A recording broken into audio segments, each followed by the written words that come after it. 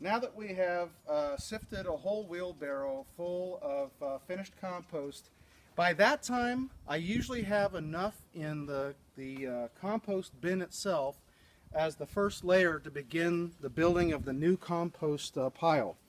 And so what I want to do right now that I've got a layer, is add some of my other materials. And because this compost is pretty moist, we did have some rains a couple weeks ago, and even though I keep it covered, it meant basically that it stayed moist from when it was actively composting. And so what I want to do right now is show you kind of how I layer it, and that's really, I think, the art. There's a lot of science that goes into this, including the size of the bin, the moisture content of the materials, the temperature, as I said earlier, but the art, I think, is the layering, and that's something I think that is really important to actually see it in action.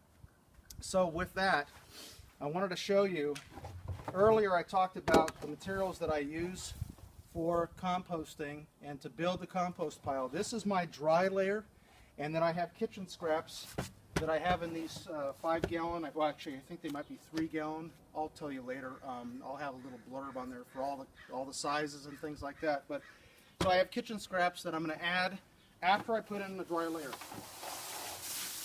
Dry layer. Kitchen scraps go right on. And this is the part I think that most people have a problem with. These scraps are quite far along, and they probably have gone somewhat anaerobic. Not too bad though. You'll know by the smell. Earlier I talked about when you have a good compost pile and so forth, and that it shouldn't smell bad. In fact, finished compost smells kind of nice. I mean, it smells like the best soil you could ever smell in your life, and some people really like the smell.